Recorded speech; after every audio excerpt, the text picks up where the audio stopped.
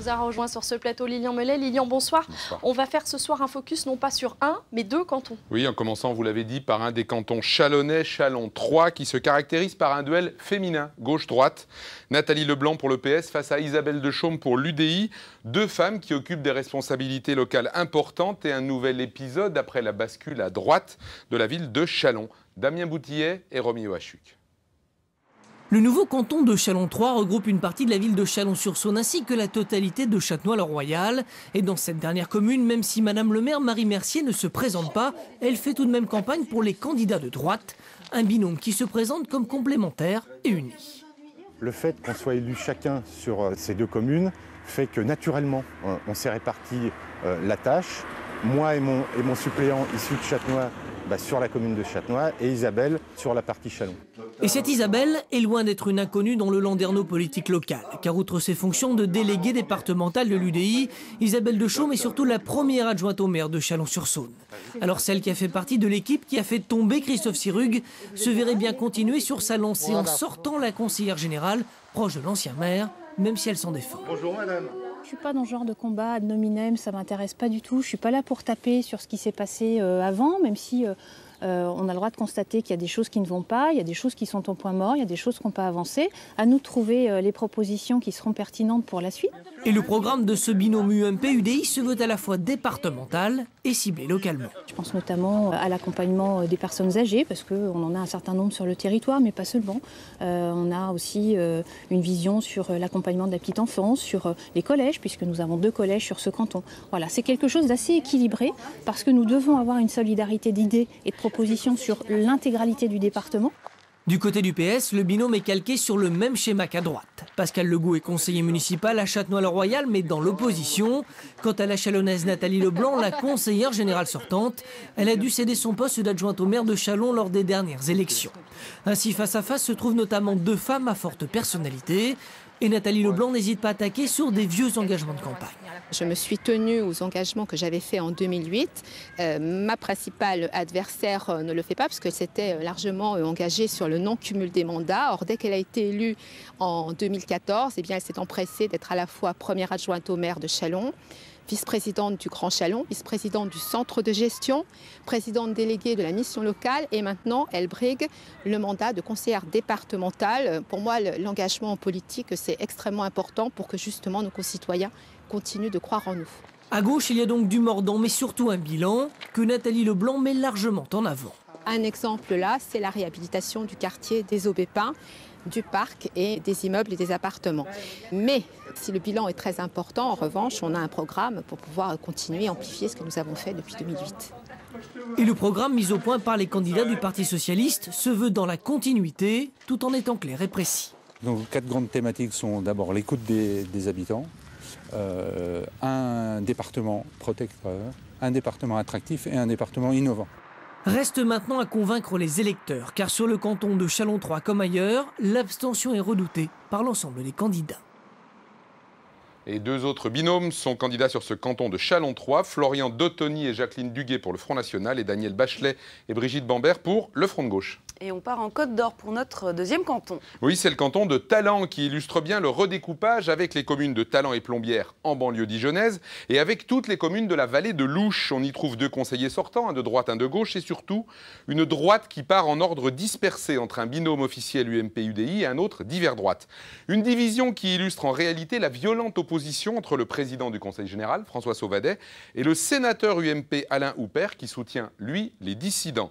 La gauche, elle, se présente unie et le Front National entend profiter de cette élection pour continuer sa progression. Michel Gillot et Daniel Vaccin. Voici le maire UMP de Talent, Gilbert Menu, conseiller général sortant, en campagne à Plombières-les-Dijon. Le canton de Talent s'étend jusqu'à Sombernon et comprend les petites communes rurales de la vallée de l'Ouche. Marier l'urbain et le rural est donc le thème de campagne du binôme UMP. Un binôme qui n'est pas seul à représenter son camp politique, mais qui revendique sa légitimité. On ne peut pas empêcher qu'il y ait d'autres candidatures, c'est la démocratie. Bien, simplement, il y a une liste puisqu'on est en liste, c'est un peu bizarre, mais enfin c'est des listes quand même officielles, qui a les investitures, qui est reconnu, il n'y a pas d'ambiguïté là-dessus. Après, il y a des candidats un peu, comment dire, sauvages, on va dire comme ça. Gilbert Menu a déjà été dissident aux élections sénatoriales au mois de septembre, puisqu'il a fait de la dissidence contre le sénateur sortant Alain Houpert. Voilà, il faut savoir que Gilbert Menu visait avant tout les sénatoriales, n'ayant pu, entre guillemets, réussir dans l'exercice, il s'est rabattu par défaut sur ces élections départementales. Donc ce n'était pas son souhait. Et on se pose la question de sa motivation réelle de se présenter à ces élections.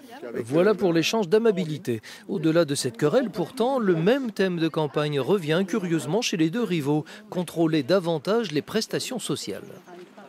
Ça, c'est un grand sujet déjà débattu au niveau du Conseil général et que nous comptons poursuivre pour que l'argent aille vraiment aux gens qui le méritent, qui en ont besoin. Ça représente plus de 50% du budget du Conseil général, donc il est normal, il est légitime aujourd'hui de contrôler sérieusement l'ensemble des prestations sociales qu'on verse aux citoyens, parce qu'elle doit être versée aux gens qui le méritent et non pas ceux qui en abusent. C'est pas les impôts.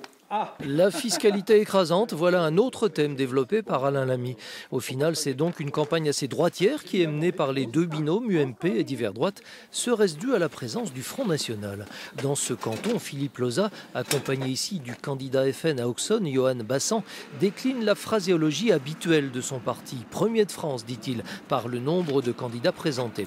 Il insiste sur le panier de crabes UMPS et entend défendre les départements dont la disparition serait programmé.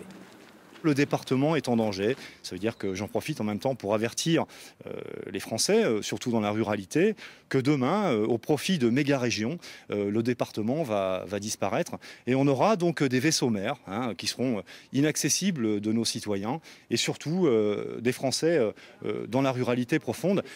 Un fantasme pour le socialiste Paul Robinat. Certes, les futures compétences de l'Assemblée départementale sont encore en discussion au Parlement et cela complique la campagne, mais globalement, ce conseiller général sortant prédit que ces attributions seront très proches de ce qu'elles sont actuellement. On gardera les grandes compétences comme bien sûr la solidarité.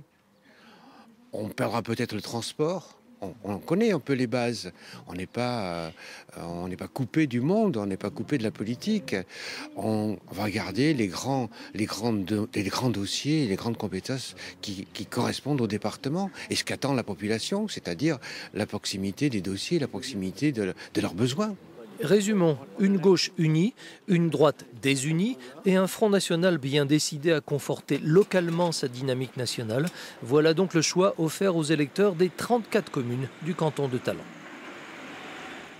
Et pour illustrer l'opposition qui règne au sein de la droite côte-d'Orienne, voyez ce tweet publié aujourd'hui par un secrétaire départemental adjoint qui réclame purement et simplement l'exclusion de l'UMP du sénateur Alain Houpert. Ambiance. D'autres tweets, mais plus calmes. Oui, à 3 jours du premier tour, les réseaux sociaux nous offrent quelques tranches de vie de cette campagne. Le candidat sillonne vraiment le territoire, comme l'UMP côte-d'Orien Axel Mouffron, qui a fait une rencontre spectaculaire, vous le voyez, dans un champ de son canton de Longwy, pendant que le candidat Modem côte-d'Orien Marianne Lovicki fait, lui, la sortie des écoles de son canton, pour la bonne cause, bien sûr. Et c'est pour la bonne cause aussi que le candidat de droite de Sens, Gilles Pirement, visite une célèbre brasserie de son canton pour promouvoir les Sénonais qui osent. Et puis pour terminer, un autre lieu symbolique, cette fois pour les candidats socialistes de Dijon, 5, le célèbre Café de l'Univers de la rue Berbizet de Dijon pour une réunion publique. Voilà, c'est terminé pour ce soir. Merci. Prochain journal des élections demain, ici même à demain.